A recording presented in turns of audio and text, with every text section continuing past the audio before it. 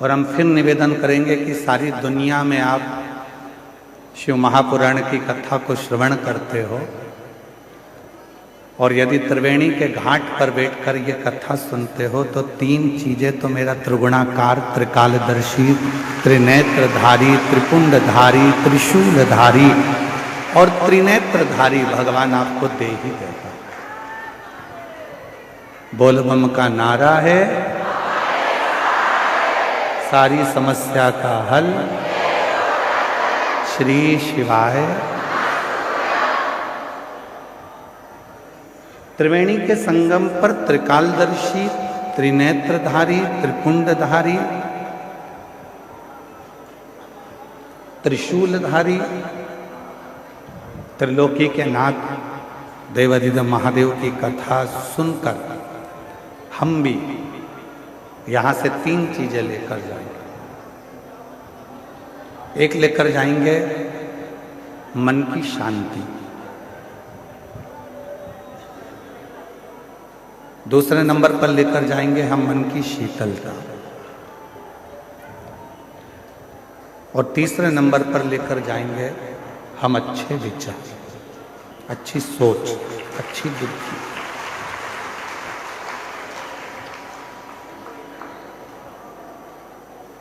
क्यों?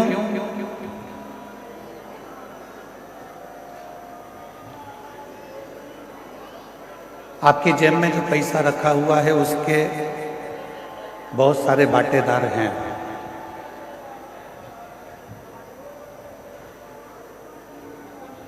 आपकी अलमारी में जो पैसा रखा हुआ है उसके भी बहुत सारे हिस्सेदार हैं।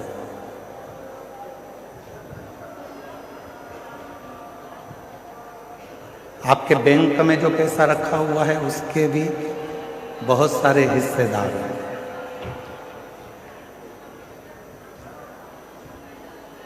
आपका प्लाट है उसके भी बहुत सारे हिस्सेदार हैं।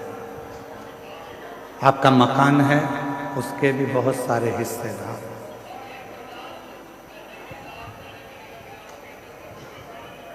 आपकी जमीन के, आपकी प्रॉपर्टी के, आपके धन के,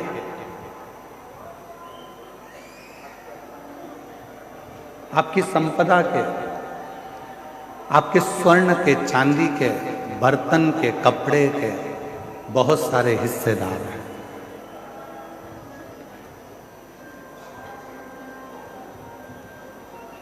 जितना भी आपके पास में धन है उसके ढेरों हिस्सेदार होंगे, पर एक धन हमारा खुद का होता है जिसका कोई हिस्सेदार नहीं होता।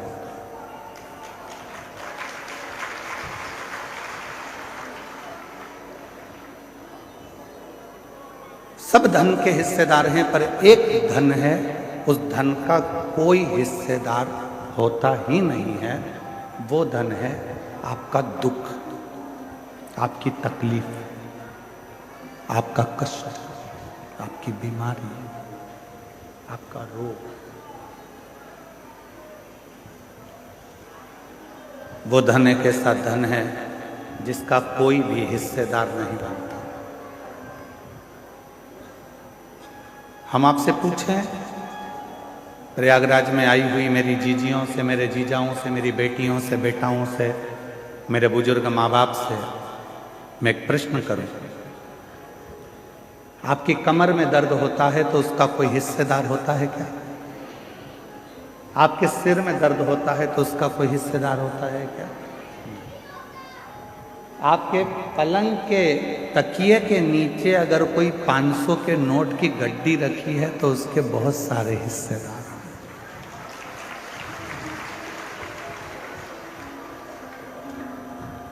उसके हिस्सेदार हो सकते हैं, पर आपके दुख का कोई हिस्सेदार नहीं, कोई नहीं। आपकी तकलीफ का कोई हिस्सेदार नहीं हो। पर शिव महापुराण की कथा में पार्वती खंड में, उमा संहिता में भगवान शंकर ने पार्वती जी से कहा है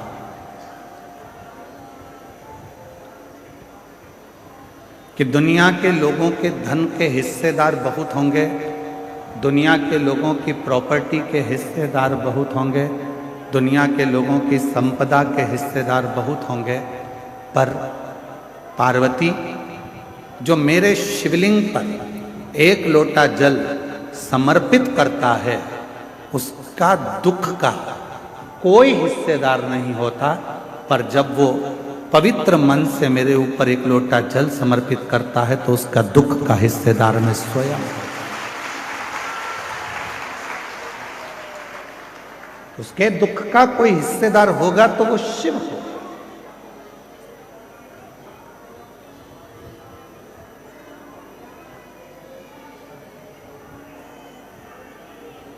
आवाज नहीं जा रही है, वहां से माताएं चिल्ला रही हैं, आशीष वहां साइड पर।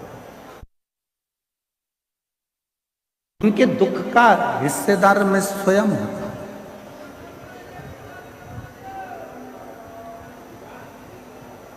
इनके एक आदमी को पीछे भेजो तो वो सुन लेगा वहां से।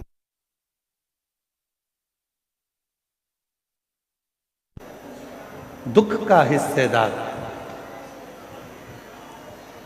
शिव कह रहे हैं कि जब कोई एक लोटा जल समर्पित करता है, जब कोई एक लोटा जल मुझे देता है, तो वो जब दुखी होता है तो उसके दुख का निवारण करने के लिए मैं स्वयं उसके दरवाजे पर पहुंचकर उसके दुख को काट देता हूं। उसके दुख को समाप्त करने की जवाबदारी मेरी हो जाती है। उसकी तकलीफों को समाप्त करने की जवाबदारी मेरी हो जाती है।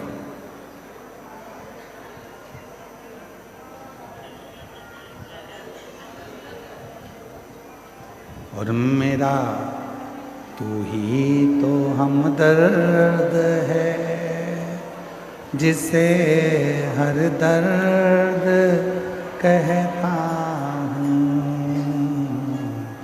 मेरा तू ही तो हमदर्द है, जिसे हर दर्द कहता हूँ।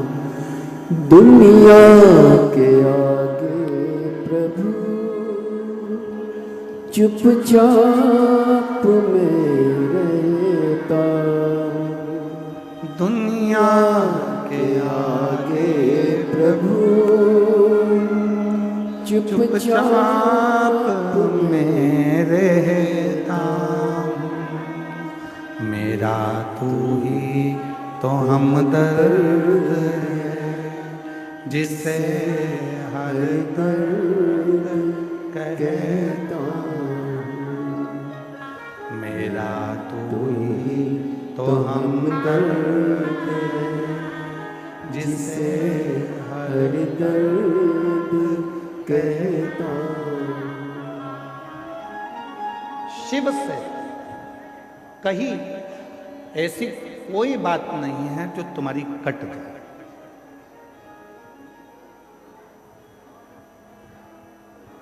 शिव जी से करी हुई प्रार्थना ऐसी कोई नहीं है जो तुम्हारी प्रार्थना को शिव स्वीकार ना करे, शंकर स्वीकार ना करे।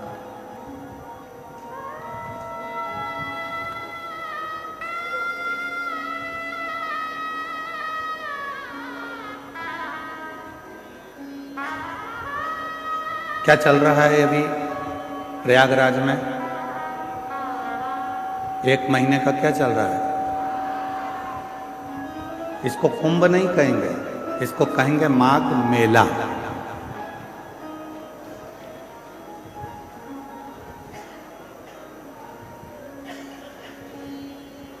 रामचरितमानस में भी इसका वर्णन है। संत आते हैं, निवास करते हैं, 1 महीना रुककर सत्संग करते हैं और फिर चले जाते हैं।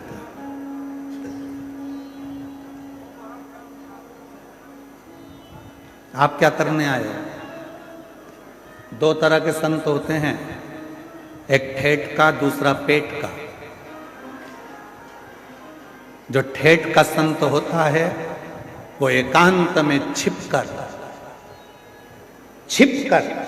भगवान का भजन करता है, और जो पेट का संत होता है वो छपाकर खाकर अपना गुणगान करता है। दो तरह के।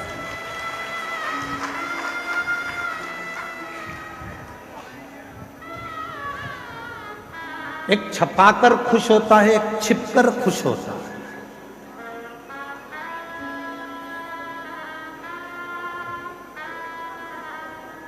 ठेठ का जो संत होता है, जो ठेठ का संत है, वो एकांत में बैठेगा, एकांत में भोजन करेगा, एकांत में भजन करेगा, एकांत में भगवान की भक्ति करेगा। इसलिए जितने कल्पवासी हैं जो यहाँ कल्पवास करने के लिए आए हैं, वो ये नहीं देखते कि मेरे कमरे में, जिस टेंट में मैं रह रही हूँ, उस टेंट में हीटर लगा है कि नहीं लगा। जो कल्पवास करने वाले हैं वो ये नहीं देखते कि मेरे टेंट के अंदर अच्छी व्यवस्था है कि नहीं। जो कल्पवास करने वाले हैं वो ये देखते हैं, वो ये भी नहीं देखते कि मेरा टेंट बिल्कुल रोड के किनारे है कि नहीं। जो कल्पवासी होते हैं वो कोने में, एकांत में छुपकर अपना तंबू लगाकर उसमें बैठकर राम नाम, कृष्ण नाम, शिव नाम भजते हैं, छिपकर रहते हैं, छपाकर नहीं, सामने आकर नहीं। क्यों हमारे शास्त्रों में कहा गया कि संत, साधु, गुरुजन, तपस्वी जन, साधु, सन्यासी, तपस्वी जन जंगल में जाते थे, वन में जाते थे, तपस्या करते थे, वन में जाकर छिपकर बैठ जाते थे, तप करते थे। जहां कोई ना आए वहां संत जाकर, साधु जाकर, गुरुजन जाकर, तपस्वी जन जाकर साधना करते, तप करते थे, साधना करते थे। तो क्या पहले के संत शहर में जाकर तप नहीं कर सकते थे जिससे लोग हमको देखें? क्या पहले के संत शहर में पहुंचकर क्या अपना प्रचार करने का प्रयास नहीं कर सकते थे कि हमको देखें लोग, हम इतनी साधना कर रहे हैं, हम इतना तप कर रहे हैं, हम इतना व्रत कर रहे हैं, लोग हमको देखें, सोशल मीडिया पे डालें, लोग हमको पहचानो? क्या पहले के संत शहर में जाकर तप कर कर दुनिया को नहीं दिखा सकते थे? पर उनको मालूम है, छपाकर सामने आकर यदि भगवान को पाने का प्रयास करूंगा तो मेरा भोले भंडारी कभी नहीं मिलेगा। छिपकर, एकांत में बैठकर, चुपचाप से जाकर एक लोटा जल चढ़ाकर अपने जीवन को सार्थक कर लूंगा तो मेरा कुबेर भंडारी मिल गया, शिव मिल गया।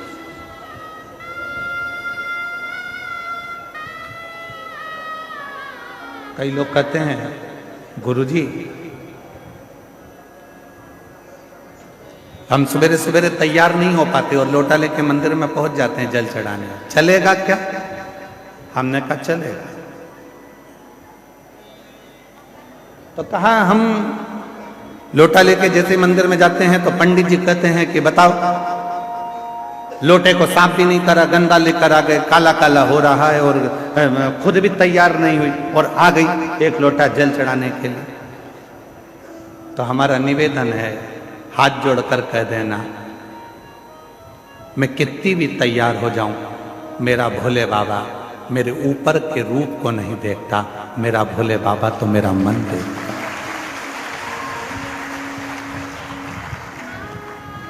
मेरा शिव, मेरा शंकर, मेरा ओघड़दानी कभी ऊपर का रूप देखा ही नहीं।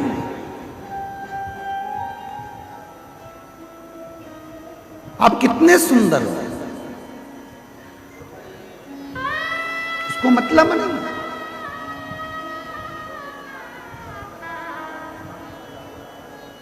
वो नहीं देखेगा।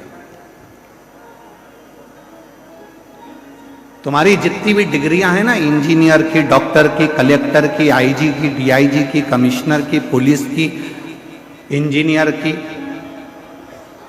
तुम्हारी जितनी डिग्रियां हैं, सारी डिग्रियां केवल पृथ्वी पर देखी जाएगी। वहां तो केवल एक डिग्री देखी जाएगी, तूने पृथ्वी पर जाकर पुण्य कितना करा, सत्कर्म कितना किया, भजन कितना किया, नाम जाप कितना किया, स्मरण कितना किया, कीर्तन कितना किया, मंत्र जाप कितना किया, वो डिग्री उस परमात्मा के यहां देखी।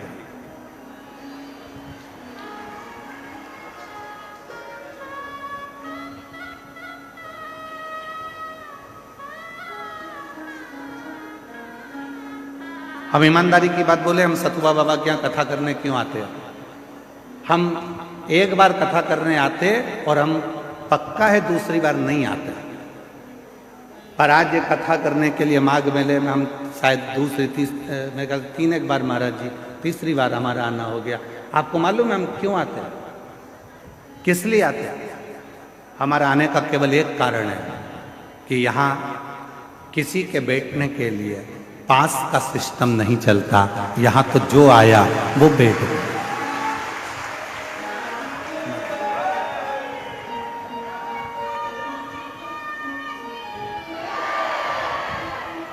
यहाँ हमारा आने का केवल एक कारण है कि यहाँ बहुत सारे बैरिकेड बनाकर, ये नहीं कि जिसने धन दिया वो आगे बैठेगा, जिसने कम दिया वो राइट में बैठेगा, और कम दिया तो वो लेफ्ट में बैठेगा।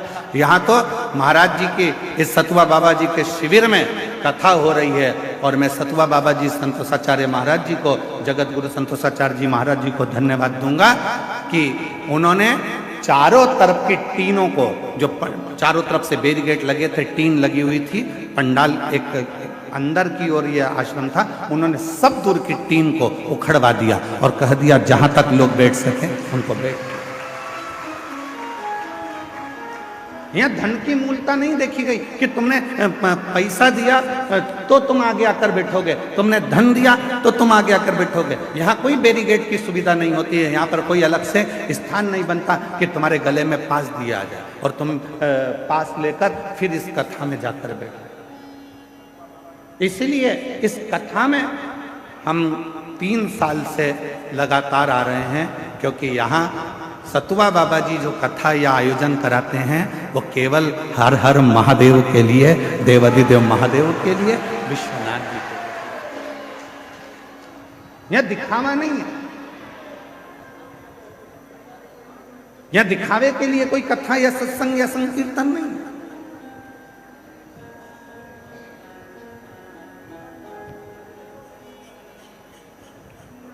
यहां तो केवल आपकी अविरल भक्ति, आपका भजन, स्मरण, कीर्तन और मंत्र,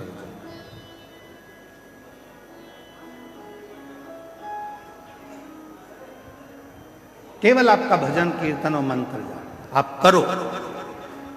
5 दिन आप और हम हैं, निवेदन है इन 5 दिन में सतुआ बाबा जी के शिविर में आप जितनी देर बैठकर भजन कर सकते हैं उतना भजन करें।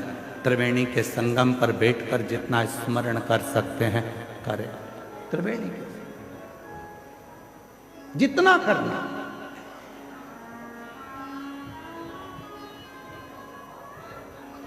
और नहीं तो हम तो एक बार आते और एक बार में देख लेते कि भैया यहाँ तो कुछ अलग बात है, तो फिर हम ना आते। महाराज जी हमारी आदत थोड़ी सी बड़ी गलत है। हम जहाँ देख लेते हैं कि गड़बड़ है तो हम वहाँ जाते नहीं, परंतु हमने देखा यहाँ कोई वीआईपी पास नहीं, कोई वीआईपी ट्रीटमेंट नहीं। और आप लोग यहाँ पंडाल में रात्रि को रुके हो गए, आपसे किसी ने कहा कि 500 रुपये दो, जम के बोलो जरा। नहीं, किसी ने आपसे कहा कि 1000 रुपये दो आगे बैठने का, कोई नहीं। इसीलिए हमारा मन सतुआ बाबा जी के इस शिविर की ओर हर साल खींच कर लेकर आ जाता है और यहाँ कथा करता है। महाराज ये भाव आप, और मैं आपको इस चीज के लिए धन्यवाद दूंगा, जितनी सरलता आप में इतने वर्षों में हम दर्शन कर रहे हैं, आपकी ये सरलता पूरी जिंदगी भर रहे और आपका स्नेह सफर, ये अविरल भक्ति, इसको भक्ति कहते हैं, इसको विश्वास कहते हैं, इसको भरोसा कहते हैं, दृढ़ता। शिव क्या है? मेरे शंकर भगवान के यहां पर भगवान नारायण भी अगर आए हैं तो शिव जी के सम्मुख में आकर खड़े होकर लक्ष्मी जी भगवान नारायण से कहती हैं कि आप भगवान शंकर को कुछ देकर प्रसन्न कर लीजिए।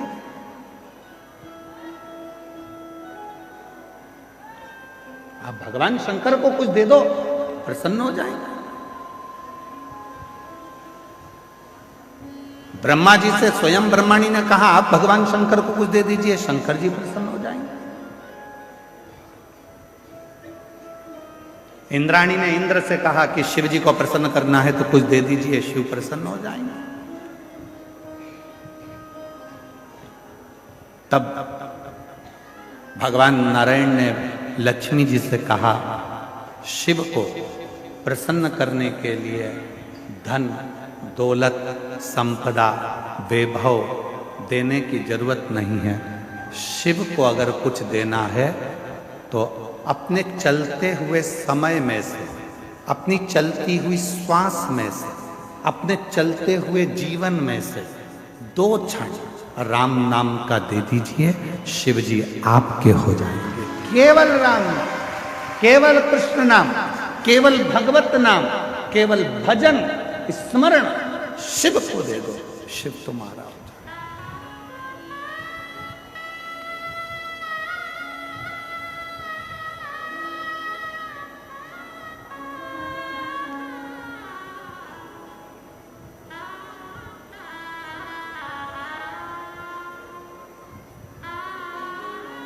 आज घूमने के लिए जाऊंगा सतुआ बाबा जी आपके साथ में, मन है मेरा। पूरे प्रयाग में मुझे घूमकर देखना है कि कौन से करोड़पति सेठ ने यहां पर भंडारे खोल के रखे।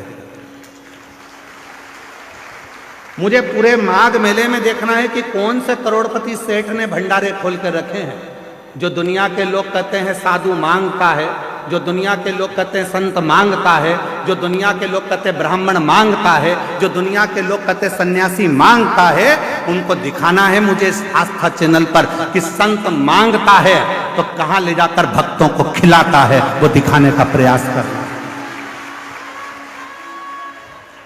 यहां माघ मेले में कोई सेठों ने अपने अपने शिविर नहीं लगाए। यहां माघ मेले में जो लंगोटी पहनने वाला बाबा है, जो तन पर एक वस्त्र धारण करने वाला संत है, उसने अपना शिविर लगाकर 1 महीने तक ना जाने कितने कितने हजारों भक्तों को, किसी को चाय पिला दी, किसी को भोजन करा दिया, किसी को भंडारा खिला दिया।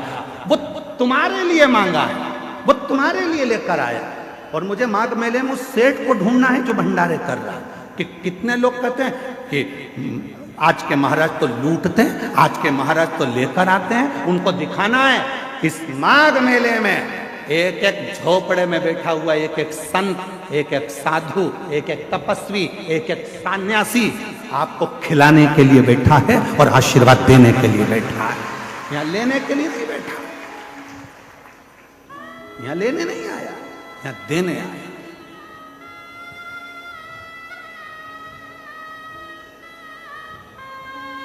और कोई कोई कहते हैं बाबाओं के पास इतना माल कहां से आता है, क्योंकि बाबाओं के पास एक काम है, बाबा जितना देता है उतना ऊपर वाला उसको देता है। तुम देना चालू करो, बाबा जैसा तुम्हें भी देना चालू कर देगा।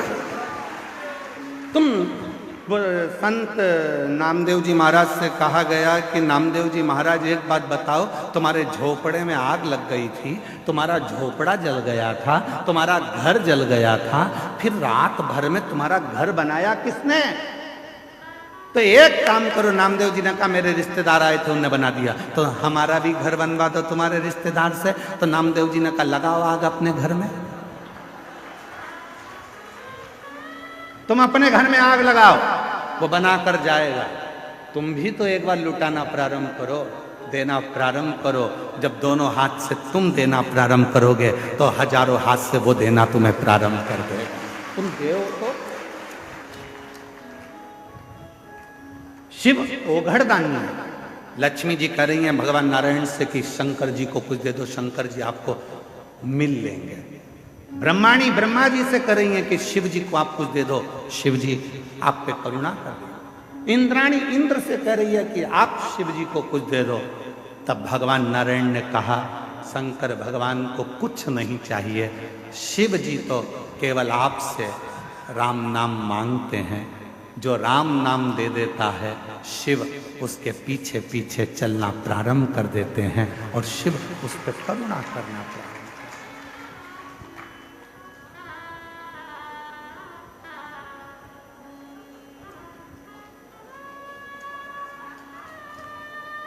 ऐसे दयालु नाथ से रिश्ता बनाइए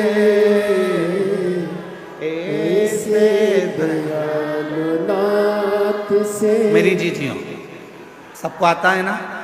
आप सबको मालूम है हम हमारे भजन नहीं बदलते। हम ज़्यादा भजनों को इसलिए नहीं बदलते क्योंकि कथा में आप जितनी देर बैठो तो आप लोगों को मालूम होना चाहिए कि जो भजन गुरु जी गाएंगे वो भजन आपको भी गाना, क्योंकि हमारे भजन नहीं होते। हम भगवान से प्रार्थना करते हैं इन शब्दों के माध्यम से कि हम पर भी कृपा करें। तो आपको भी अपनी वाणी में बोलना है साथ साथ, ऐसे दयालु नाथ से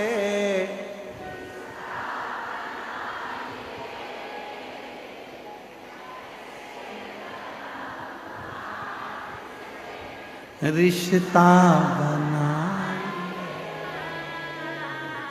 मिलता रहेगा आपको जो कुछ भी चाहिए,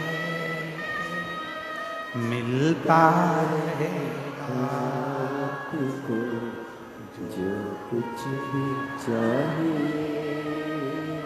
मांगा है भोले वरदान एक ही,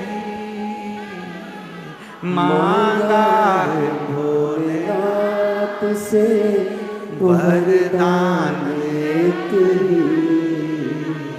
तेरी दया बनी रहे जब तक है जिंदगी,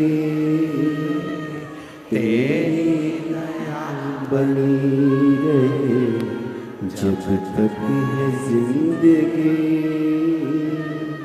मांगा है भोलेनाथ से वरदान एक ही। हमें बस एक वर दे दो, अंतिम श्वास तक तेरी कृपा, आखिरी सांस तक तू मिलता है। आई माघ मेले में 5 दिन की शिव पुराण सुनने के लिए आई। मैं जानती हूं कि मैं 1 महीना कल्पवास नहीं कर सकती, मेरे बच्चे छोटे हैं। मैं 1 महीना माघ मेले में नहीं रह सकती क्योंकि मेरा परिवार बड़ा है। 1 महीना मैं बाबा इस माघ के मेले में कल्पवास नहीं कर सकती क्योंकि मैं घर में परिवार को लेकर चलने वाली हूं। पर बाबा आज विश्वास से कहती हूं 5 दिन भी अगर मैं इस पंडाल में बैठकर कथा सुनूं तो मेरे भोले बाबा, हे मेरी गंगा मैया, मेरे इस 5 दिन की रात्रि को कल्पवास की 1 महीने की रात्रि मान ले। उतना फल देना मुझको। मैं 5 दिन रहूंगी, 5 दिन तेरा भजन करूंगी और 5 दिन में मुझे विश्वास है तू मुझे खाली नहीं भेजेगा, मेरी झोली खुशियों से भरकर भेज देगा। मेरा विश्वास है, मेरा भरोसा है।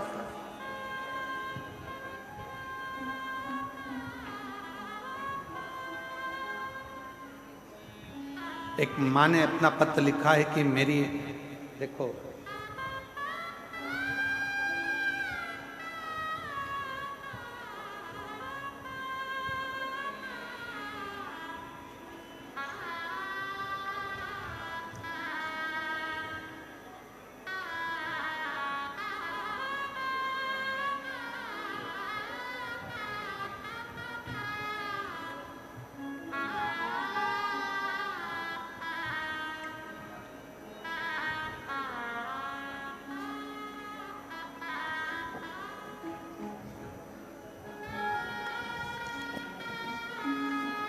मेरा नाम नूतन सोनी है, मैं फतेहपुर जिले से आई हूँ।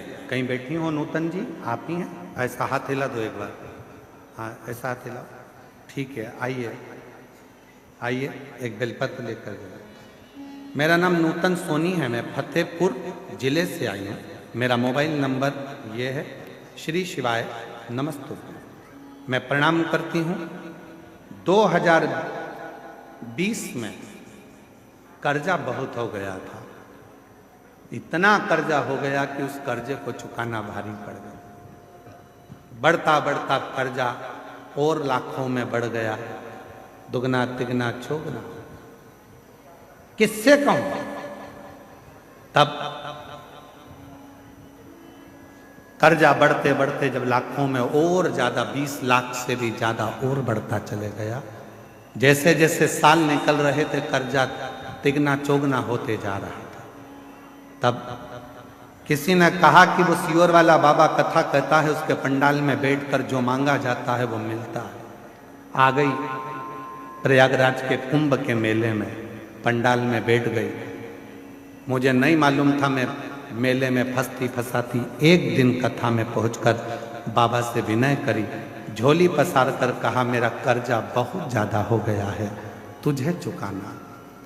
आप कहते हो कि पंडाल की मिट्टी को भी सिर से लगाना, मैं तो उठाकर ले गई पंडाल की मिट्टी को। गुरुदेव, अब जरा पत्र को आप यहां पर देखिएगा, मात्र जाने के 15 दिन हुए हैं। एलईडी पर पत्र चल रहा है कि नहीं चल रहा? चल रहा? नहीं चल रहा? आस्था पे है, एलईडी पर क्यों चल रहा? ठीक है, कल चल जाएगा। प्रयास करिए यहाँ के लोग भी पत्र को पढ़ें। आस्था पे चल रहा है पत्र, ध्यान दीजिएगा, और एलईडी पर कल से चल जाएगा। 15 दिन, केवल 15 दिन निकले, ना जाने वो पंडाल की मिट्टी में क्या था। और 15 दिन के बाद मेरा धीरे धीरे कर कर 20-20 लाख का कर्जा मेरे बाबा ने जो चुकाना चालू करा, आज मैं पूरे कर्जे से मुक्त होकर बाबा की कथा को सुनने के लिए पंडाल में बैठी हूं। ये शिव की बात। आज एक भी कर्जा मेरे माथे पर नहीं, एक कर्जा मेरे मस्तक पर नहीं।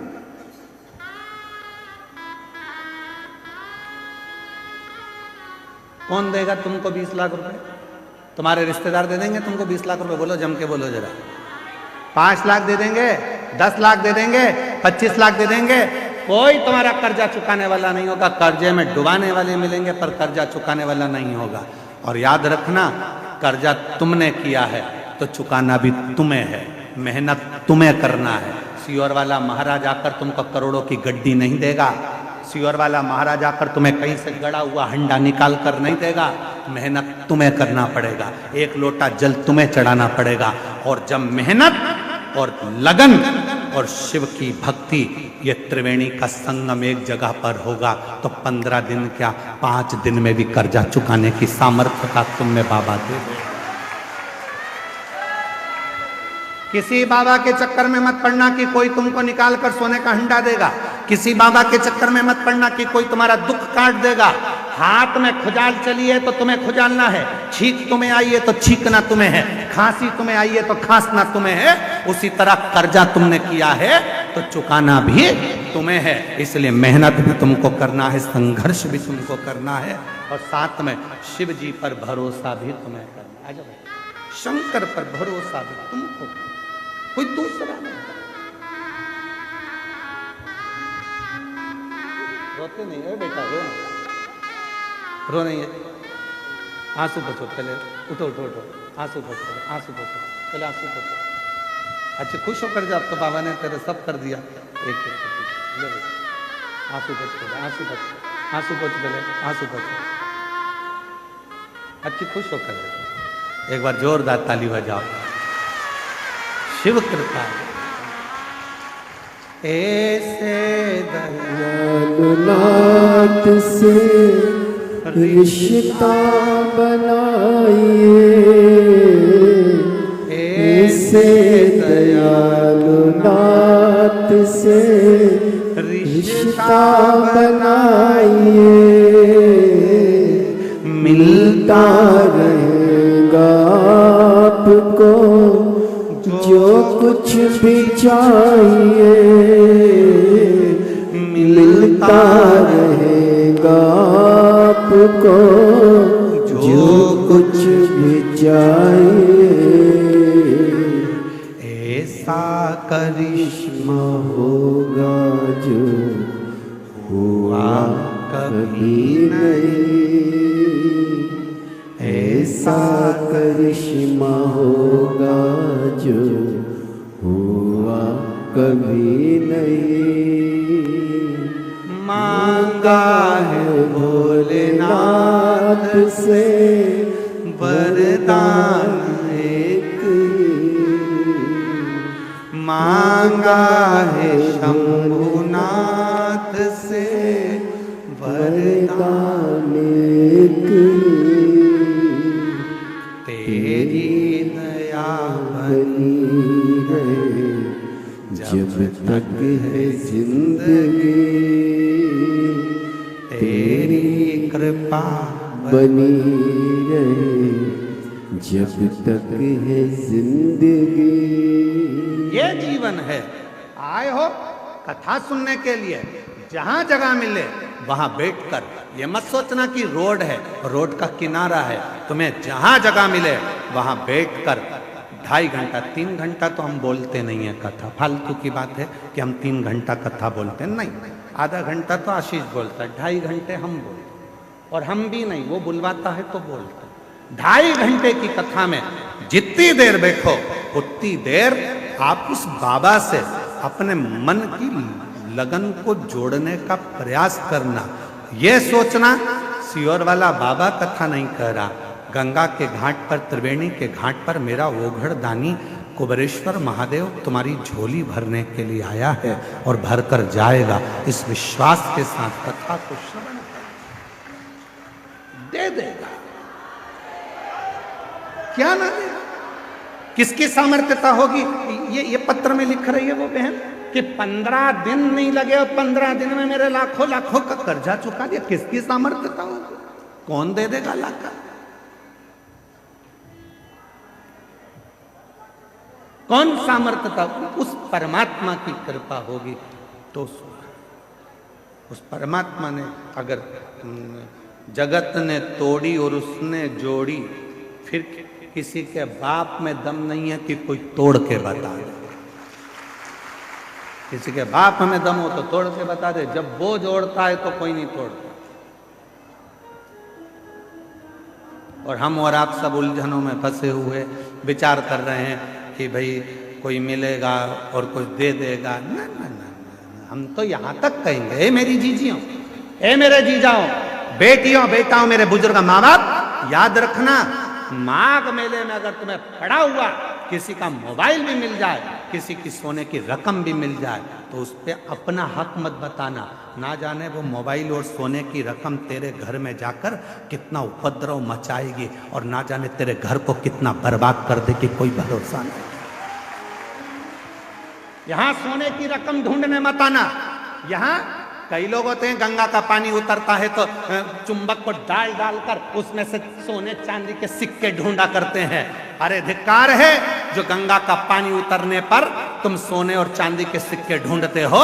गंगा का पानी उतरने पर तुम उस मिट्टी में महादेव को ढूंढने का प्रयास करना, तो शायद तुम्हारी जिंदगी सवर जाए, शायद तुम्हारी जिंदगी सवर जाए।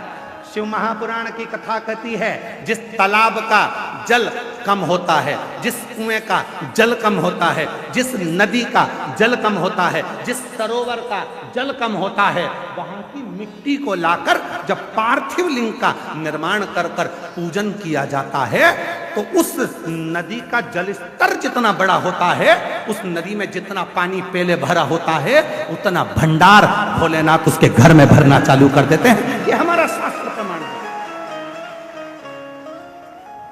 शिव को बनाने के लिए उसमें से मिट्टी ढूंढो, और तुम क्या ढूंढ रहे हो? चुंबक डाल के पैसा, चुंबक डाल के सिक्का, और लगे कितने हाथ में? 100, 200, 500, 1000, 2000, 1 लाख, 1.5 लाख रुपए हाथ में लगे होंगे। इससे ज्यादा क्या लगेंगे? 2 लाख लगे होंगे, इससे ज्यादा क्या लगेंगे? पर यदि उसमें से जब नदी का स्तर नीचे जा रहा था, कुएं का पानी कम हो रहा था, तालाब का पानी कम हो रहा था, जलाशय का पानी कम हो रहा था, उस समय पर वहां की मिट्टी को लाकर पार्थिव का निर्माण करते, शिवलिंग बनाकर उसकी पूजन कर कर विसर्जन कर देते, तो नदी पूर्व में जितनी भरी हुई थी उतना भंडार मेरा भोलेनाथ तेरे घर का भर देते। ये हमारा शास्त्र का। एक बार हमने ये कथा पहले कही है, तो किसी ने पूछा, क्यों गुरुजी, उस मिट्टी में ऐसा क्या हो जाता है कि भगवान शंकर जितना उस नदी में पानी भराता है उतना भगवान उसका घर का भंडार भर देता है, उस नदी में ऐसा क्या हो जाता है, उसकी मिट्टी में ऐसा क्या हो जाता है? तो शिव महापुराण की कथा में आता है, कृष्णेश्वर महादेव की कथा, 12 ज्योतिर्लिंग में से 12वां ज्योतिर्लिंग सुधर्म नाम के ब्राह्मण की 2 धर्म पत्नी थी, घूष्मा और सुदेहा।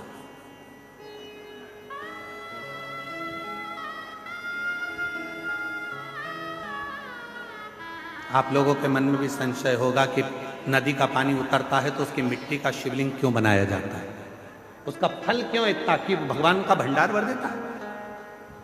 नदी, तालाब, बावड़ी, कुआं का पानी कम होता है तो उसकी मिट्टी को निकालकर उसका शिवलिंग बनाकर पूजन करने का फल क्या होता है। तो सुनो कृष्णेश्वर महादेव की कथा।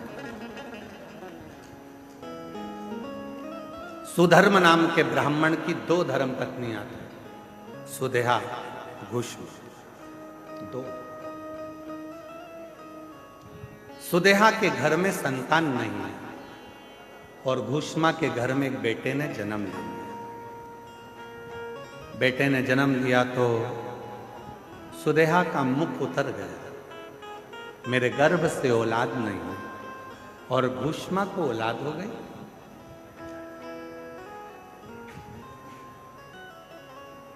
सुधर्म ने अपनी पत्नी घूष्मा से कहा कि तेरे गर्भ से यदि एक बच्चा हो सकता है तो तेरे गर्भ से और भी बच्चे जन्म ले सकते हैं। तेरा जो बेटा है इस बेटे को तू सुदेहा को दे।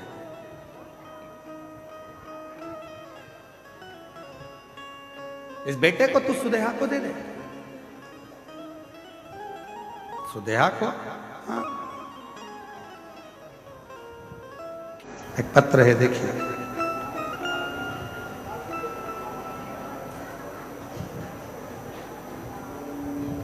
मैं अंकित सिंह, निवासी ग्राम सोमबंसी खेड़ा, जिला रायबरेली का रहने वाला हूँ। कहीं बैठे हों तो हाथ हिला सकते हैं। अगर कहीं बैठे हों, आप ही हैं, ऐसा हाथ हिला दो, दोनों आ जाइए, दोनों आ जाइए।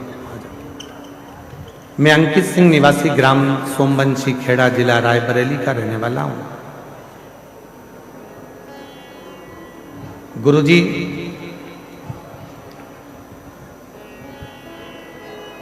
आपकी कथा कानपुर में 2021 में हुई थी। वहां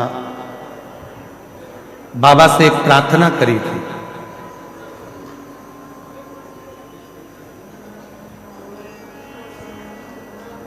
एक केस में फंस चुके थे, निकल नहीं रहे थे। जैसे ही बाबा की कथा सुनी, 307 का वो केस था, धीरे धीरे उसमें हल मिलना प्रारंभ हुआ। फिर एक कथा काशी में हुई, जिस कथा में बैठकर हमने बाबा से प्रार्थना करी और बाबा ने ऐसी कृपा कर दी कि पूरी तरह से केस से बरी कर दी।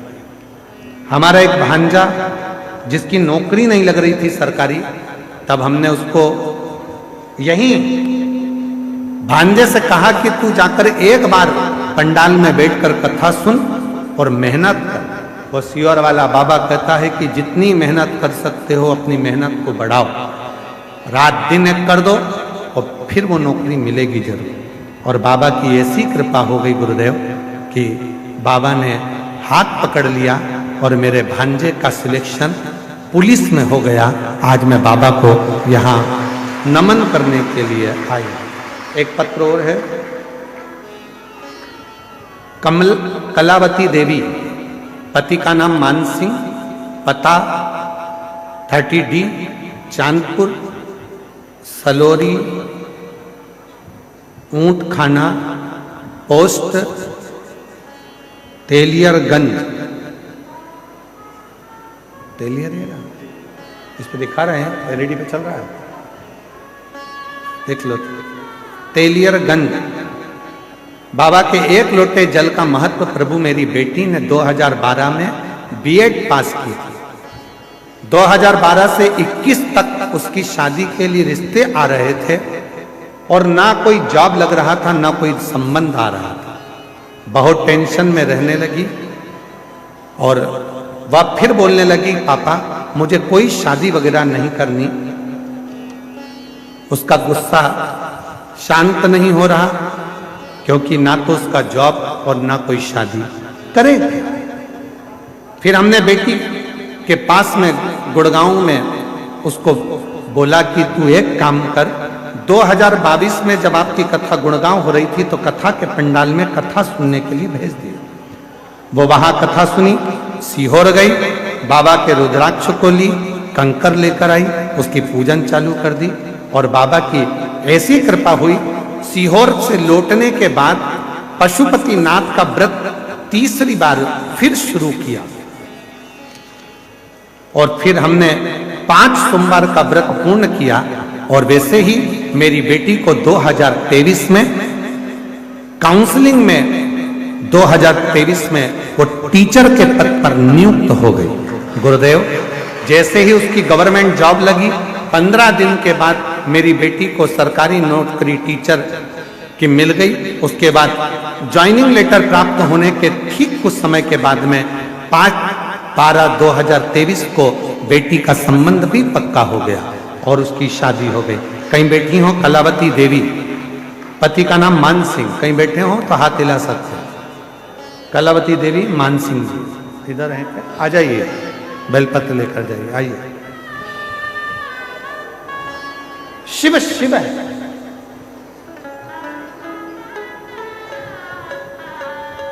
आप जिस कामना से भोलेनाथ की कथा को सुनने के लिए आए हो, बाबा आपकी कामना पूर्ण करता। और एक तो त्रिवेणी का संगम, माघ का महीना,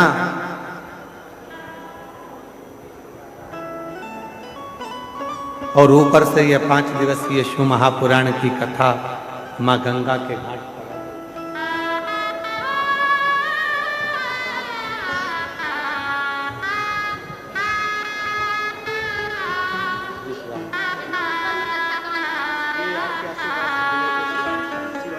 जो दिल से मांगोगे वो दिल से दे देगा, जो दिल से मांगोगे वो दिल से दे देगा।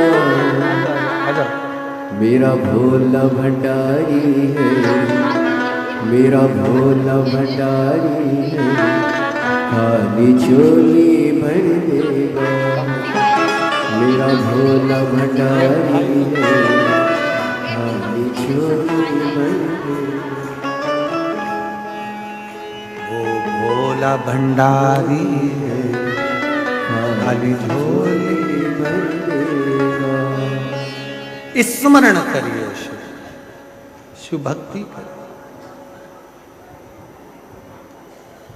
एक देवराज नाम के ब्राह्मण से इस कथा का प्रारंभ हुआ है। वो देवराज जो कभी शंकर के मंदिर नहीं गया, वो देवराज जो कभी शिव को नहीं भजा, वो देवराज जो कभी शंकर का स्मरण नहीं करता, वो देवराज जिसने कभी शिव नाम, शिव भक्ति, शिव स्मरण नहीं किया,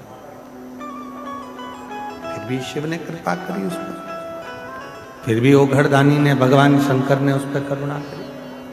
क्यों? परिवार का यदि एक व्यक्ति भी शिव का स्मरण करता है तो उसका फल मिलता, उसका फल।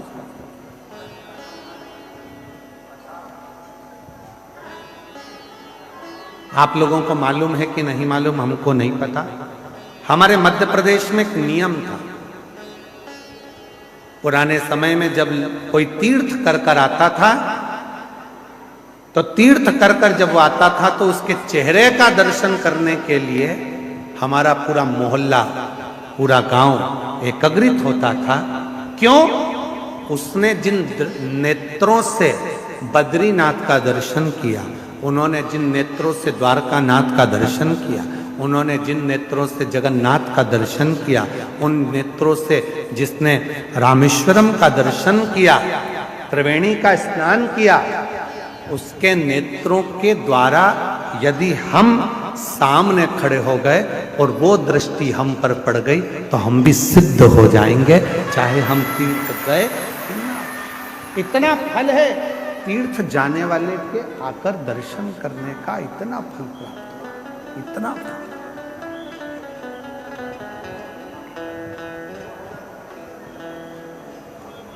और मेरी जीजी हो, मेरे जीजा हो, मेरी बेटी हो, मेरे बेटा, मेरी माता, मेरे बुजुर्ग माता पिता,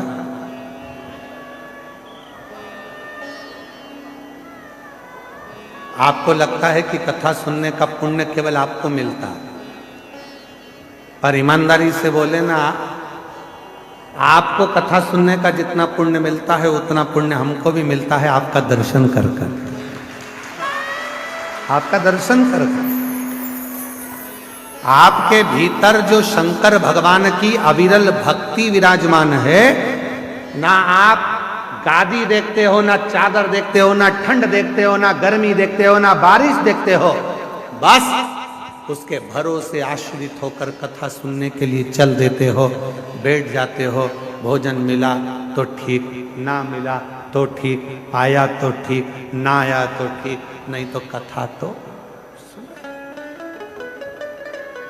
सुन।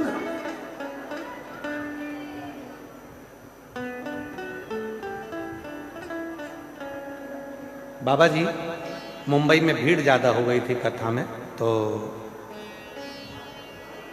एक महिला का पत्र पड़ा था, उसका पति भी आया था साथ में, उसके लड़के का कोई जॉब लगा होगा, और 5 दिन की कथा थी।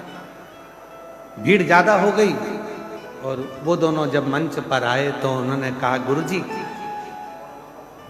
हम बेलपत्र कल ले लें तो? हमने पूछा क्यों? कहा हम 4 दिन से नहाए नहीं। तो हमने पूछा क्यों? तो कहा नहाने जाते और जगह चली जाती तो, इसलिए हम नहाने भी नहीं। हमने कहा ये बेलपत्र तुम साथ में रखो, बिना नहाए भी पवित्र हो, दिल साफ हो, जाओ ले जाओ इस बेलपत्र। जगह संभालना है, हमें कथा श्रवण करना है। कथा कल हमारे बाबा जी कर रहे थे, रमणी कोटी वाले महाराज जी कल बाबा जी कर रहे थे, 3 दिन पहले से श्री शिवाय नमस्तुभ्यम चालू हो गया है। 3 दिन पहले से लोग यहाँ वहाँ जगह वगह संभालने के लिए चालू हो गए, और लोगों ने अपना अपना स्थान संभालना प्रारंभ कर दिया था कि कथा होगी, मिलेगी, आनंद से कथा सुनना है, श्रवण करना है। बाबा जी, हमने कथा के शुरू में आपके लिए एक बात कही कि कोई वीआईपी पास नहीं, क्योंकि भक्त से बड़ा दुनिया में कोई वीआईपी हो भी नहीं सकता। भक्त ये आपकी सरलता, आपकी साधना। सर आ जाओ सर।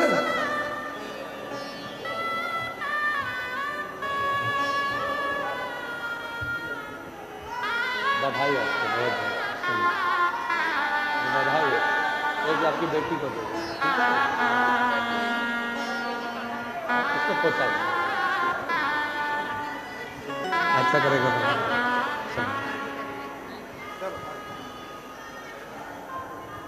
जो दिल से मांगोगे वो दिल से दे देगा, जो दिल से मांगोगे वो दिल से दे देगा। मेरा भोला भंडारी है, खाली झोली भर देगा। मेरा भोला भंडारी है, खाली झोली भर देगा। मस्तक पे गंगा है वो शीतल कर देगा। मस्तक पे गंगा है वो शीतल कर देगा। मेरा भोला भंडारी है, खाली झोली भर देगा। मेरा भोला भंडारी है, खाली झोली भर देगा। दिल से उससे कहो, सारी समस्या का हल एक लोटा जल सब समस्या का निवारण कर दे।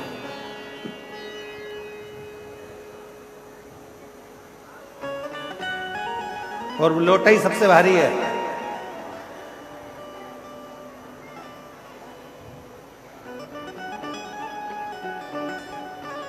सबसे भारी।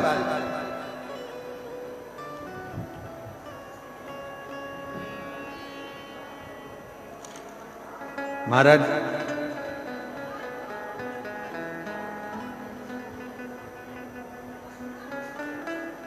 शिव नाम में तो वो बल है।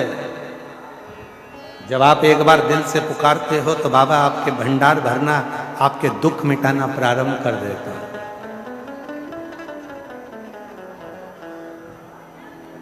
एक बहुत सुंदर प्रसंग है। एक बिरजा नाम का सेठ था और एक बिरजा नाम का सेठ, उसके शरीर में एक रोग हो गया। वो रोग मिट नहीं रहा। बहुत बहुत उसने दवाइयां ली, औषधि ली, पर शरीर का रोग मिटता ही नहीं। कभी कभी ऐसा रोग लग जाता है जो रोग समाप्त ही नहीं। बिरजा नाम का एक सेठ था, शरीर में रोग हो गया। कभी कभी ऐसा रोग एक बेटी ने लिखा है कि मेरे शरीर में एक ऐसा रोग हो गया था कि मैंने डॉक्टरों के सामने, बड़े बड़े डॉक्टर से भी कह दिया था, ये रोग अगर समाप्त नहीं हो रहा तो मुझे एक इंजेक्शन ऐसा लगा दो कि मैं मर जाऊं। क्या करूं ऐसे रोग में, जिस शरीर में से पूरा शरीर की खाल निकल रही है, जलन कर रहा है, हाथ पैर पूरे बेकार होने लगे। फोटो भेजा उसने, फोटो भेजा। ऐसा एक रोग हो गया। जब मेरा रोग थोड़ा थोड़ा ठीक हुआ, उस समय का थोड़ा सा फोटो लगा रही है। एक ऐसा रोग हो गया जिस रोग के कारण मैं खुद परेशान। नाम है, मेरा नाम काजल, पति का नाम ठाकुर जयवीर सिंह। हमारा मोबाइल नंबर ये। काजल जी कहीं बैठी हो, आप ही हैं? एक बार ऐसे हाथ हिला दो, आ जाइए एक बेलपत्र लेकर। 2020 में एक रोग लग गया हाथ पैरों में। मैं फोटो लगा रही हूं, इतनी टूट गई अंदर से कि डॉक्टर से कह दिया कि अब या तो ये रोग ठीक हो जाए। दवाइयां लगवाती, इलाज करवाती, पर मेरे हाथ और पांव दोनों ही खराब हो गए। गुरुदेव, तब मैंने डॉक्टर से कहा, डॉक्टर साहब अगर रोग नहीं मिट रहा तो मेरे दोनों हाथ और पैर काट दो, या तो दोनों कटवा दो या इंजेक्शन लगवा दो जिसमें कोई जहर मिला हो जिससे मैं मर जाऊं। अब मुझसे ये सहन नहीं। हाथ बेकार, पांव बेकार होने लगे। तब 2020 में रोग हुआ, 2024 तक इलाज करवाया। 2024 में मेरी दीदी से मुलाकात हुई। तब वो एक दीदी ने मुझसे कहा कि तू शंकर जी के मंदिर में जाकर एक लोटा जल चढ़ाना प्रारंभ कर, मंदिर में जाया कर और वो जल हाथ पैरों में लगाया कर। मैं जल को पांव में कैसे लगाऊं? तू तो बाबा से कहे कि मुझे दवाई दो। शिव जी का चढ़ा जल तू तो पांव में भी लगा, बाबा से दवाई कहते, और दवाई के रूप में जल लाकर हाथ और पैर में लगाने लगी। गुरुदेव, जिस रोग का इलाज नहीं था, आज बाबा की कृपा से मेरा पूरा रोग समाप्त हो गया। मैं बाबा को यहाँ प्रणाम करना, नमन करना। जैसे इस बहन ने पत्र में लिखा, वैसा ही एक शिव महापुराण की बड़ी सुंदर कथा है। बिरजा ठाकुर, बिरजा सेठ।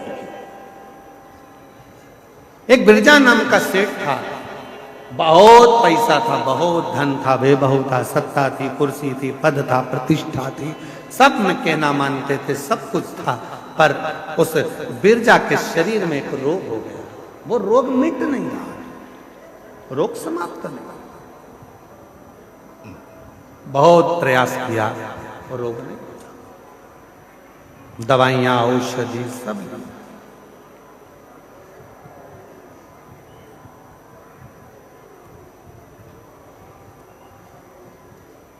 अब बिरजा हमेशा अपने धन के नशे में रहता। उसको इतनी समझ नहीं आती थी कि मसान, मुकाम और भगवान, ये तीन हर व्यक्ति का एक ही होता है। मकान अलग हो सकते हैं, बंगले अलग हो सकते हैं, कोई झोपड़े में रह सकता है, कोई महल में रह सकता है, पर आखिरी का मुकाम जाना एक ही जगह पर है, तो वो मुकाम भी एक है, मसान भी एक है, और वो भगवान भी एक है। उसमें कोई झगड़ा, वो एक।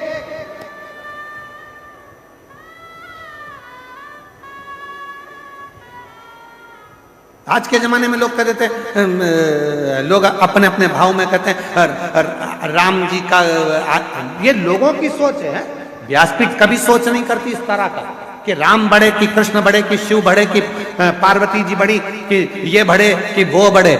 शिव महापुराण तो कहती है तुम्हारे दिल में जो बैठ गया, राम हो, कृष्ण हो, शिव हो, गणेश हो, जो तुम्हारे हृदय में है बस उसको भजो।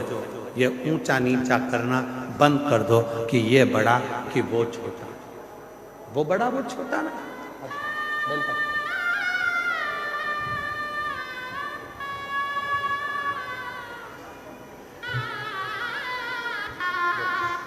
रोते नहीं बेटा, अच्छे हो गए ना, खुश हो, आंसू पोछो पहले, अच्छे खुश खुश होकर जाओ। अब हाथ पे बस बाबा ने अच्छे कर दिया, दिखा दो एक बार ऐसे, बस जोरदार ताली बजाओ। रोते नहीं, खुश हो, बाबा कृपा। रोते नहीं है, आंसू पोछो, आप भी आंसू पोछो, है बेटा आंसू आंसू। अच्छा रोते नहीं, अब तो अच्छी कर दी उसका, बिल्कुल चुप हो गए।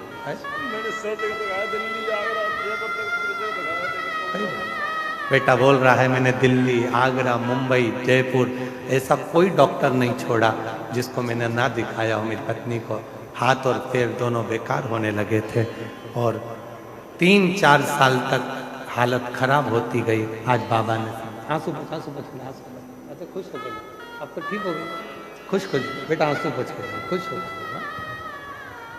मेरा तू ही तो हमदर्द जिसे हर दर्द कहता, मेरा तू ही तो हमदर्द जिसे हर दर्द कहता। दुनिया के आगे प्रभु चुपचाप रहता,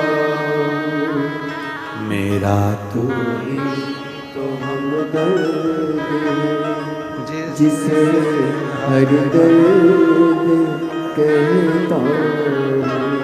विरजा सेठ शरीर में लग गया रोग, धन था, वैभव था, सत्ता थी, सब कुछ था, पर शरीर का रोग नहीं छूटा। व्यक्ति समझता नहीं है, वो सोचता मकान, दुकान, बंगला, जमीन, जायदाद, गाड़ी, महल यही मुकाम है। नहीं, जन्म लेने वाले व्यक्ति की 3 चीजें एक जैसी होती है। पहले नंबर पर मकान अलग हो सकते हैं पर मसान एक ही होगा। इंसान अलग हो सकते हैं पर भगवान एक ही होगा। मंजिलें अलग हो सकती है पर मुकाम एक ही होगा। जन्म लेने वाले व्यक्ति का मसान, मुकाम और भगवान एक ही होता। भले जिंदगी भर लड़ता रहे, नहीं ये धर्म, वो धर्म, वो व्यक्ति, लड़ते रहो। गुलाब जामुन खाओगे तो भी पेट में जाएगा, जलेबी खाओगे तो भी पेट में जाएगा, और बालूशाही खाओगे तो भी पेट में जाएगा। उसी तरह चाहे राम कहो, चाहे कृष्ण कहो, चाहे शिव कहो, चाहे देवी कहो, आखिरी में जाना उस परमात्मा के पास ही है, उसका ही भजन जाना भाई। फिर भी हम भटक रहे हैं।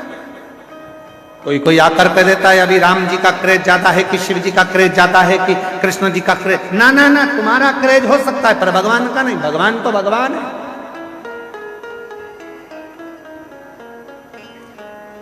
बस अंतर इतना है, सिग्नल मिलना चाहिए। पहले के समय में इतना बड़ा रेडियो होता था महाराज जी, और रेडियो में सिग्नल होता था। गांव के लोग उसको लेके जाते थे, यहाँ जाकर खड़े होकर सिग्नल मिलाते थे। यहाँ नहीं मिलता था तो वहां पहुंच जाते थे, सिग्नल मिलाते, फिर वहां पहुंच जाते थे। विविध भारती आ रहा है कि नहीं आ रहा, फिर चित्रहार आ रहा है कि नहीं आ रहा, सब दूर सिग्नल मिलाते थे। किसी का सिग्नल मेड़ पे मिल जाता था, किसी का सिग्नल पेड़ पे मिल जाता था, और किसी का सिग्नल घोड़े के ढेर पे मिल जाता था। सिग्नल तो मिलता था, बस सिग्नल मिला और वो वहीं पर रम गया। उसी तरह तुम कथा में जाते रहो, एक दिन सिग्नल मिल जाएगा तो वो भी तुम्हें अपना बना लेगा। सिग्नल मिलना चाहिए। सबके रेडियो चालू रखो, सबका मन परमात्मा मेरे भोलेनाथ से सिग्नल मिलाते, और किसी के चैनल चेंज करा करो। ओम नमः शिवाय, ओम नमः शिवाय, ओम नमः शिवाय, सिग्नल नहीं मिल रहा। नमः शिवाय, नमः शिवाय, सिग्नल नहीं मिल रहा।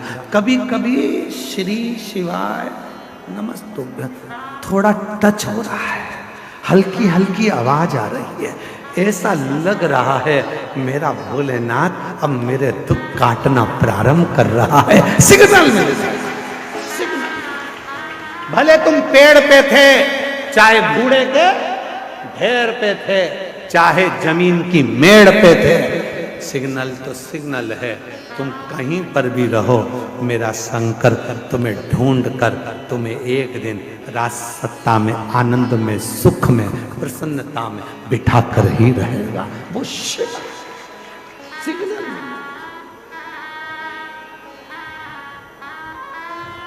मेरे बाबा दया करना, मैं तेरे भरोसे भोले बाबा दया करना, तेरे भरोसे। सिग्नल मिलाना है। बिरजा नाम का सेठ सिग्नल नहीं मिला पा रहा था। धन तो था पर मन पवित्र नहीं था, शरीर में रोग हो गया था, बीमारी हो गई थी। देखो शिव भक्त के दर्शन का फल क्या होता है। इसलिए गुरु जी से कभी नहीं कहना चाहिए कि हमारे सिर पे हाथ रखो।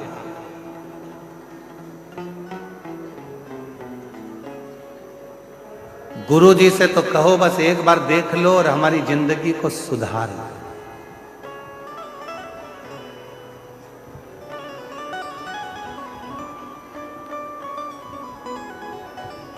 लोग कहते हैं गुरु जी बहुत दुखी हूं, सिर पे हाथ रख दो। अरे पागल हो गए। अब यहां सतुआ बाबा के शिविर में एक जगह पर डीपी लगी होगी, लाइट की डीपी, चारों तरफ से सेव करके रखी होगी, उसको कोई हाथ ना लगा ले। आप में से कितने लोग हैं जो रोज सुबह शाम डीपी को छूते हैं? खटका छूते हो, लाइट का। पंखा चालू करना है, बंद करना है, पंखा पर लाइट का कनेक्शन, वो डीपी, वो टावर, वो पावर, उसको कोई टच नहीं करता। पर ना जाने कहां से सुख चढ़ गया, हाथ लगा दो, डीपी से कनेक्शन जोड़ रहे हो, डायरेक्ट फाल्ट हो जाओ। सिर पे हाथ रख दो, बाबा जी हमारा कल्याण हो जाएगा। बाबा जी बोले दूर रे, डीपी से दूर, बल्ब शार्ट हो जाएगा, पंखा शार्ट हो जाएगा, दूर। पर ना जाने कौन सा शोक चढ़ा है, हाथ रख दो।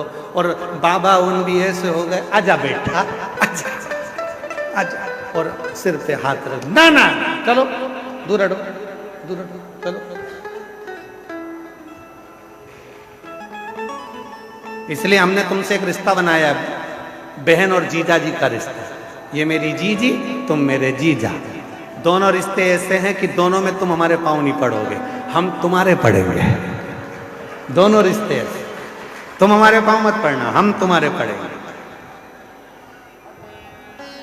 जीजी की शादी करेंगे तो जीजी के भी पड़ेंगे और जीजा के भी पड़ेंगे, और जिस दिन जीजा ने हरकत करी तो सिर भी पड़ सकते हैं पांव की जगह। ये तो रिश्ता हम निभाएं तुमसे,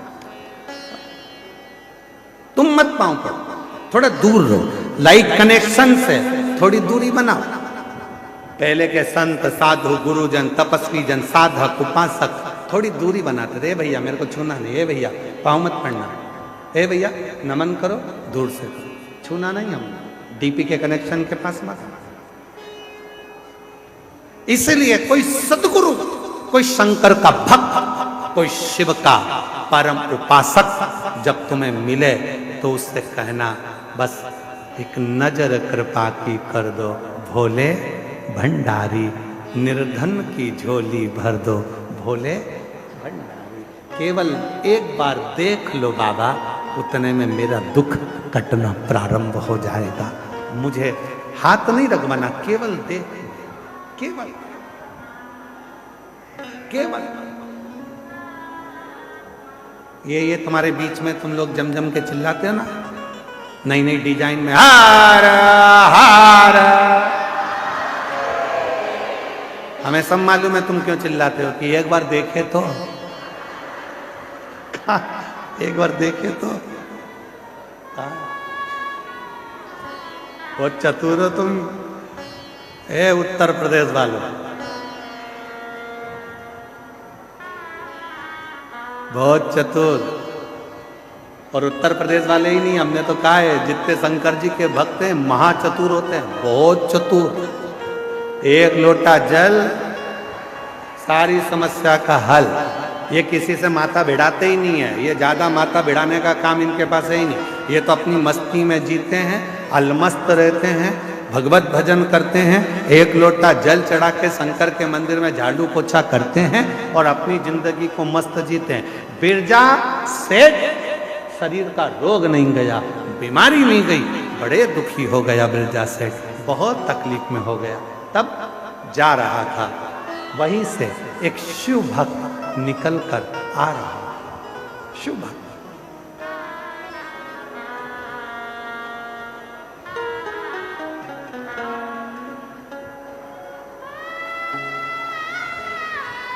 एक शिव भक्त निकल कर आ रहा है और बिरजा सेठ सामने से आ रहा है। निकलते निकलते सामने से एक शंकर का भक्त शिव जी की आराधना कर कर, साधना कर कर, भजन कर कर आ रहा था। सेठ जी ने उस व्यक्ति का दर्शन कर लिया, दर्शन कर लिया और जैसे ही वहां से आगे बढ़ा, थोड़ा आगे जाने पर उसको पर्वत मुनि अपना रूप बदलकर पृथ्वी पर भगवत भजन कर रहे थे। वो पर्वत मुनि को देख लिया, पहचानता नहीं था कि ये कौन से मुनि है, पहचानता नहीं, जानता नहीं कौन से मुनि है, ये नहीं था। पर्वत मुनि को देखा, ना नाम जानता था ना स्वरूप जानता था, केवल मुनि के वेश में थे। जाकर प्रार्थना करी, बाबा देखो शिव भक्त का दर्शन हुआ तो पर्वत मुनि मिल गए। पर्वत मुनि के पास जाकर बोला, बाबा जी मेरे शरीर में एक रोग हो गया है, मेरी बीमारी खत्म नहीं हो रही है, बाबा जी कुछ करुणा कर दीजिए। पर्वत मुनि ने कहा, भैया शंकर जी के एक परम भक्त हैं जिनका नाम है तुमरुका जी, शिव जी के परम भक्त हैं तुमरुका, शंकर जी के एक परम भक्त हैं तुमरुका जी। वो तुमरुका जी तुझे अगर मिल जाए तो तू उनके चरण पकड़ना, प्रणाम करना, विनय करना, वो तेरा दुख मिटा दे। सुना, सुनते से बिरजा सेठ ने तुमरुका जी को ढूंढने का प्रयास किया, पर तुमरुका जी तो कहाँ मिलते हैं। तुमरुका जी के मिलने का 3 स्थान बताए। पहले नंबर पर जहाँ शिव नाम की चर्चा होती हो, शंकर की कथा होती हो, शंकर का भक्त होता हो, शिव का उपासक होता हो, शंकर भगवान का गुणगान हो रहा हो, तुमरुका जी वहाँ जल्दी मिलते हैं। दूसरे नंबर पर जहाँ बेलपत्र का वृक्ष हो, शमी का वृक्ष हो, आंवले का वृक्ष हो, बट वृक्ष हो, या शिव जी के प्रिय वृक्षों का आनंद जहाँ पर हो, उस स्थान पर तुमरुका जी जल्दी मिलते हैं। तीसरा स्थान बताया तुमरुका जी के मिलने का, नदी, तालाब, बावड़ी, कुआं स्थान, जहाँ शंकर का कोई स्थान हो, नदी के तट पर, कुएं के तट पर, बावड़ी के तट पर जो शंकर का शिवलिंग होता है, वहाँ तुमरुका जी ज्यादा मिलते हैं। ये जा रहा था, जाते जाते एक वृक्ष के पास में तुमरुका जी बैठकर शिव नाम ले रहे थे, मिल गए। किसके बल पर मिले? सेठ जी ने एक शंकर के भक्त का दर्शन करा तो उनको पर्वत मुनि मिले, पर्वत मुनि का दर्शन हुआ तो तुमरुक्का जी मिल गए। तुमरुक्का जी से कहा बाबा जी मेरे शरीर में रोग हो गया है, मिटता नहीं है, कुछ कृपा कर दीजिए, कुछ करुणा कर दीजिए, दया कर दीजिए। तुमरुक्का जी ने कहा एक काम करो, एक बार मुख से ओम नमः शिवाय का जप करना और नदी में डुबकी लगा लेना, रोग मिट जाएगा। जाओ, एक बार मुख से ओम नमः शिवाय कहना और नदी में डुबकी लगाना, रोग मिट जाएगा। नदी कौन सी होना चाहिए? कोई सी भी। जाओ। बिरजा सेठ गया, जो पानी में कूदने लगा, ओम नमः शिवाय, ओम नमः शिवाय, ओम नमः शिवाय लगाई गया, निकला बाहर, पूरा रोग सही हो गया, शरीर स्वस्थ हो गया। शरीर स्वस्थ हुआ तो दौड़कर तुमरुक्का जी के पास पहुंचा, तुमरुक्का जी से विनती करी, बाबा जी आपने कहा था आज मेरा रोग मिट गया। रोग मिट गया? हाँ। कैसे मिटा? ओम नमः शिवाय, ओम नमः शिवाय, ओम नमः शिवाय 3 बार बोला, डुबकी लगाई, मिट गया। तुमरुक्का जी ने कहा ओ पागल, 3 बार तो बोलने की जरूरत ही नहीं थी, केवल एक बार ओम नमः शिवाय बोलने पर कोई शंकर के चढ़े हुए जल को भी अपने ऊपर छींट लेता है तो उसका रोग समाप्त हो जाता है। दूसरी बार 2 बार नमः शिवाय बोलकर जो शंकर के जल को अपने ऊपर छींट लेता है उसकी जिंदगी सुधरना प्रारंभ हो जाती है। 3 बार ओम नमः शिवाय बोलकर जो शंकर के चढ़े हुए जल को अपने ऊपर छींट लेता है वो भव सागर से मुक्त हो जाता है। और तूने 3 बार बोल के डुबकी लगाने में केवल एक ही चीज मांगी, रोग मुक्ति। अरे पागल, जो काम 1 रुपए में हो सकता था तो 3 रुपए खर्ची गाय को करे। जो काम 1 बार बोलने में हो रहा है तो 3 बार क्यों बोला? 3 बार नहीं, 2 बार बोलता तो जिंदगी सवरे, 3 बार बोलता तो भव सागर पार उतर जाए। तुमरुक्का जी ने कहा सुन बिरजा सेठ, पृथ्वी पर मृत्यु लोक में जो मनुष्य भूल से भी एक बार भी शंकर की कथा के मध्य में बैठकर, शिव स्तुति में बैठकर, शिव चर्चा में बैठकर, शिव नाम में बैठकर भगवान शंकर का एक बार भी नाम ले लेता है तो उसका आधा बीमारी उसी जगह से कटना प्रारंभ हो जाती है, दुख कटना प्रारंभ। और कोई यदि शिव महापुराण की कथा में बैठकर 2 बार शंकर के नाम का उच्चारण कर लेता है तो उसकी जिंदगी वहीं से संवरना प्रारंभ हो जाती है। और यदि कोई 3 बार शिव के नाम का उच्चारण कथा में करना प्रारंभ कर देता है, बेलपत्र के नीचे शिव मंदिर में करना प्रारंभ कर देता है तो फिर वो भव सागर से पार उतरना प्रारंभ हो जाता है।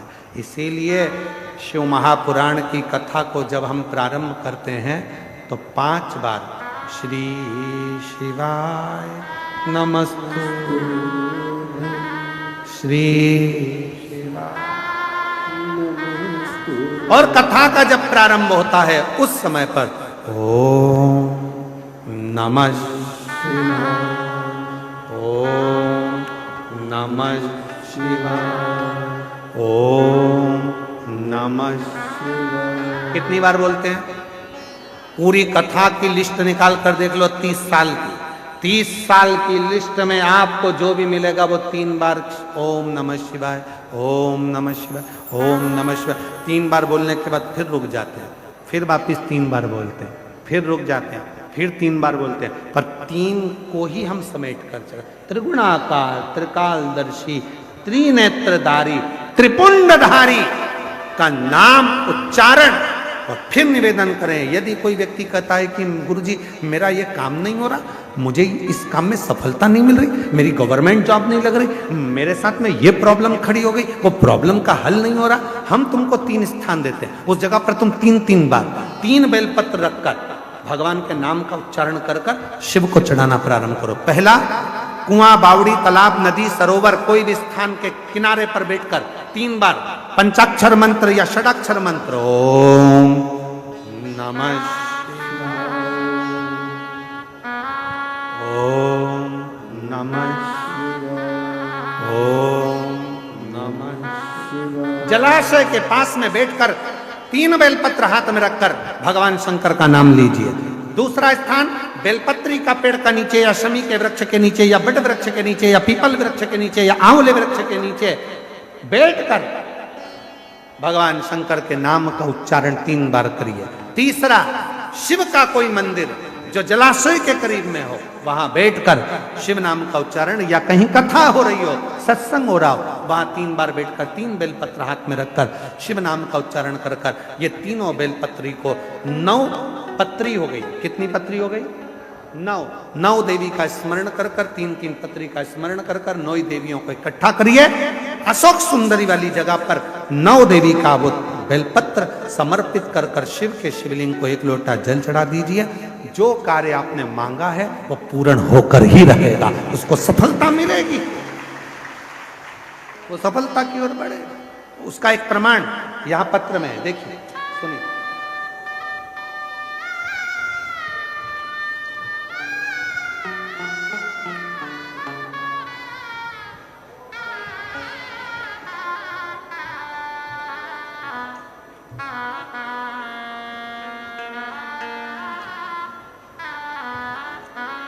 मेरा नाम राधिका दुबे है, मेरे पति का नाम ऋषिकेश दुबे है, मेरा मोबाइल नंबर ये है, मेरा जिला, मैं जिला प्रतापगढ़ की रहने वाली हूँ, पता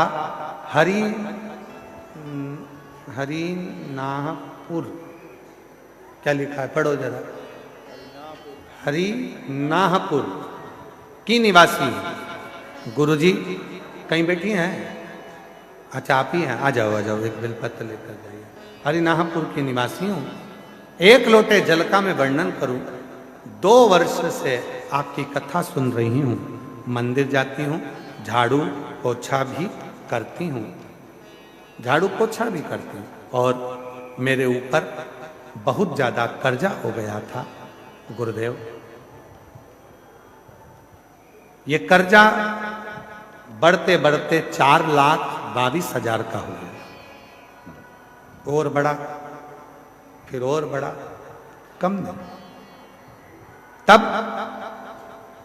आप 3 स्थान पर जप करने का बोलते हो, वो 3 स्थान का जप मैंने करना प्रारंभ करा, और रात्रि को 11 से 12 के बीच का जो आपका उपाय था बेलपत्र का, वो मैंने करा, और बाबा की कृपा से आज पूरे कर्जे से मैं मुक्त हो गई। मैं बाबा को यहाँ प्रणाम करने के लिए, शिव को एक पत्र और आया, देखिए अच्छा सुंदर पत्र।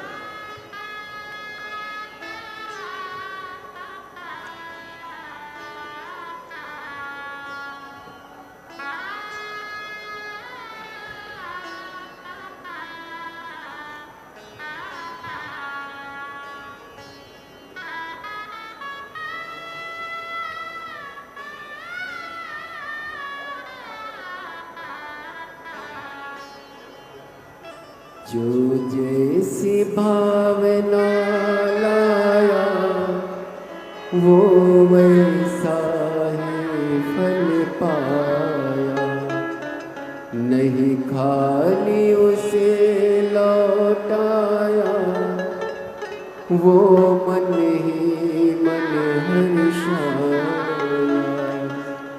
कर दिया माला माल का। मेरा नाम गिरीश सिंह है, मैं वाराणसी की रहने वाली हूँ। कहीं बैठी हो गिरीश सिंह? मैं वाराणसी से हूँ, कहीं बैठी हो तो हाथ हिला सकते हैं। मेरा नाम गिरीश सिंह है, मैं वाराणसी के रहने वाली हूँ। मेरा मोबाइल नंबर ये है, कहीं बैठी हैं? हाँ आ जाइए, आ जाओ। मेरा बेटा 8 साल से सरकारी नौकरी की तैयारी कर रहा था, बहुत सारी परीक्षा दिए, लेकिन कोई फाइनल रिजल्ट नहीं आया। तब मैंने मेरे बेटे से कहा कि वो सीहोर वाला बाबा कुशीनगर में आया है, पंडाल में बैठकर जो मांगा जाता है वो मिलता है, जाओ कथा सुनो। मेरे बेटे ने कहा, माँ ऐसे पंडाल में बैठकर कुछ मिलता है क्या, तू जा तो सही। मैंने अपने बेटे को कुशीनगर की आपकी कथा में भेज दिया और बाबा ने ऐसी कृपा कर दी गुरुदेव, आज मेरा बेटा की नौकरी सरकारी स्वास्थ्य विभाग उत्तर प्रदेश में लग गई है। मैं बाबा को प्रणाम करने के लिए यहाँ आई हूँ। एक पत्र और है। मेरा नाम राधा, पति का नाम जयवीर सिंह है। मैं उत्तर प्रदेश के बदायूं जिले की रहने वाली हूँ। कहीं बैठी हो तो हाथ हिला सकते हैं। मैं उत्तर प्रदेश के बदायूं जिले से हूँ, आप ही हैं, आ जाइए। मेरा नाम राधा, पति का नाम जयवीर सिंह है। एक लोटे जल का मैं महत्व बताना चाहती हूँ गुरुदेव। मेरा छोटा बेटा सरकारी नौकरी की तैयारी कर रहा था, पर 1-2 नंबर से रह जाता था। तब मेरी माँ ने बताया कि शिव जी पे 1 लोटा जल चढ़ा और मेहनत को 4 गुना कर। मेरा बेटा सीहोर गया, वहां पर कावड़ भरी और बाबा की ऐसी कृपा हुई गुरुदेव कि आज मेरे बेटे का सिलेक्शन पुलिस में हो गया। मैं धन्यवाद देने के लिए यहाँ पर बाबा को प्रणाम करने के लिए आई हूँ। शिव तत्व इसी को कहते हैं, भगवान शंकर की अविरल भक्ति इसी को कहते हैं, शिव नाम इसी को कहते हैं। जो जैसी भावना लाया वो वैसा ही फल पाया, नहीं खाली उसे लौटाया वो मन ही मन हर्षाया। और कर दिया माला माल का वाले लुटा दिया भंडार काशीवाणी। शिव भक्ति का एक फल, कितना भी तकलीफ है, रोग है, बीमारी है, कष्ट है, काम अटक रहा है, परेशान हो, 3 स्थान पर 3-3 बेलपत्र हाथ में रखकर जप कर 3 बार 9 ही बेलपत्र एकाग्रित कर शुभ सुंदरी पे चढ़ाओ। माध्य शक्ति 9 देवियों का स्मरण करो, शिव को जल चढ़ाओ। बाबा देव अधिदेव महादेव कार्य को सफल कर ही रहे, सफलता मिलेगी, वो कार्य पूर्ण जो शिव भक्त। देवराज नाम का ब्राह्मण जो कभी शिव मंदिर नहीं गया, पर उसकी माता शंकर के मंदिर जाती थी, उसका फल देवराज को मिला। चोरी का धन लेकर गया, शिव जी के सामने शंकर के मंदिर में पहुंच गया। बाबा ने करुणा करी, जब प्राण छूटे शिव धाम चले गया। एक बिंदुक नाम का ब्राह्मण जिसकी धर्म पत्नी का नाम चंचुला गई। चंचुल हमारा एक निवेदन पूर्व में भी रहा है और इस कथा के पंडाल में आज फिर निवेदन कर रहे हैं। कृपया अंदर प्रांगण में सामान बेचने वाले बिल्कुल ना आए, आप लोगों से करबद्ध निवेदन है। सामान बेचने वाले कोई भी आप लोग इस प्रांगण में मंदिर के इस कथा के मंडप में या कथा के पंडाल में ना, इसका ध्यान रखें। आप लोगों को जो भी बेचना है आप बाहर जाकर बेचें, पर जो कथा सुनने वाले हैं उनके बीच में जाकर कोई सामान ना बेचें, इसका ध्यान रखें।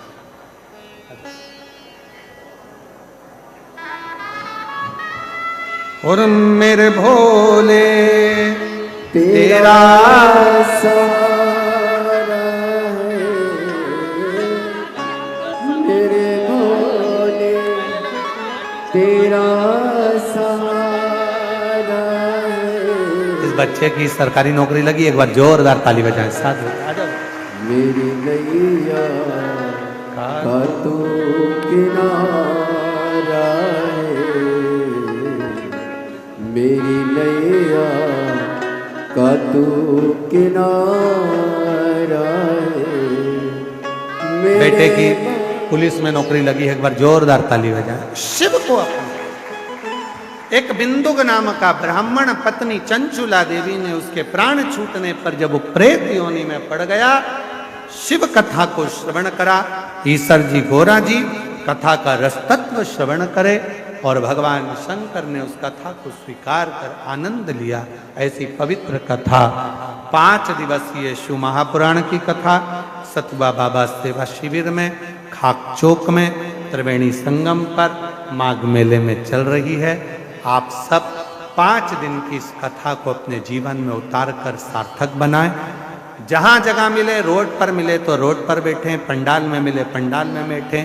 सावधानी से अपने सामान की सेफ्टी रखें।